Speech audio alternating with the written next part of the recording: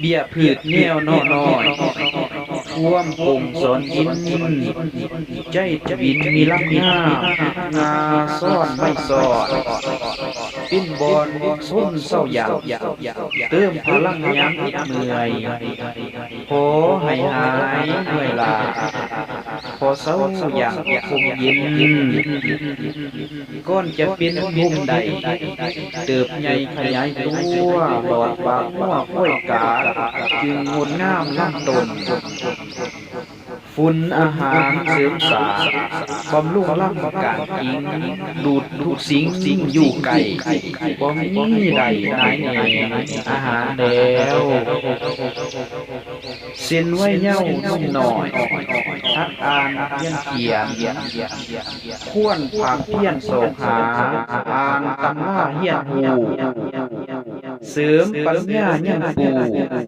ให้เรื่องแสงใสสว่าง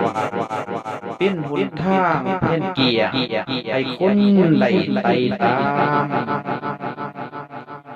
พระญาญามคิดคนเคียงคู่เฮียงตำล่ามีปราชมาจาดอมทอมตัวพระนอเก็บกีบหอมห่มใบคำประใสปราดกาวอย่าได้ก้าวอวดโอ้วางตัวสูงกว่าสาเพื่อนห้างเคียงตั้งเตี่ยเสมือนด่างแนวบดีได้ทำตัวเหมือนดังนาบทติดจอกผู้ให้สิ่งใดมาวุ่นเองก็หีบผู้แง่ไหวขันอย่าเป็นลำใหม่ผู้ใส่ให้หง